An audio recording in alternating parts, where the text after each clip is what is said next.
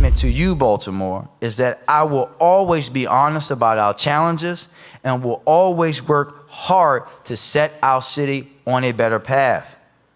A pledge to the people of Baltimore from Mayor-elect Brandon Scott. In less than 5 weeks, the current city council president will step into his new role, taking the helm at City Hall. Fox 45 News' Alexa Ashwell questioned Scott on his vision for the city.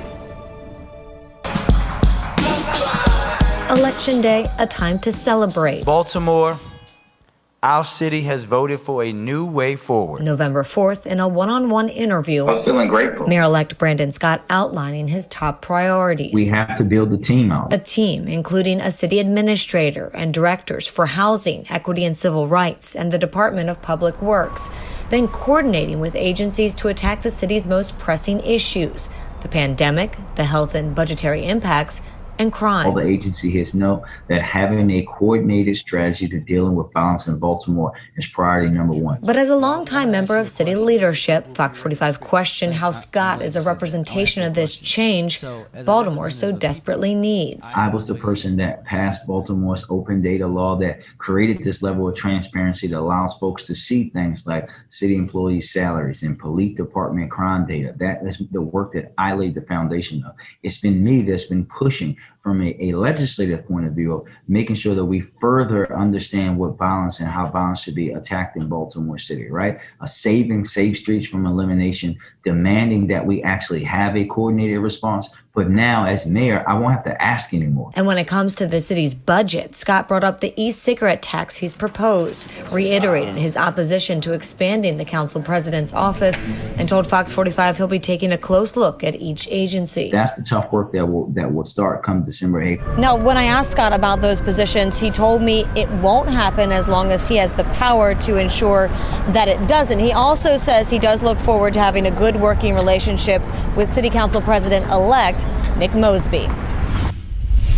Mary, we're hearing they're waiting for decisive decisions from the U.S. Supreme Court, and we don't know who the winner will be here in Pennsylvania, as those mail-in ballots are still being counted in some counties across the state. Nearly 10 times the usual amount of mail-in ballots coming in for this election, and the anticipation for some voters here is getting frustrating. Ballots are being counted the day after the election. The Pennsylvania Supreme Court allowing ballots to continue to be counted, arriving by Friday at 5 o'clock if they are postmarked by Election Day. Each county can decide what they're doing. Larger areas like Philadelphia counting mail-in ballots as they arrive. In York County, where just shy of 130,000 people have voted, the mail-in ballots coming in now are not being counted right now. We are waiting because the Supreme Court has not ruled on what we're to do with those ballots. So we want to do the responsible thing, keep the ballots intact, keep them safe and secure, and then when we are given instructions on how to count them, we will count them.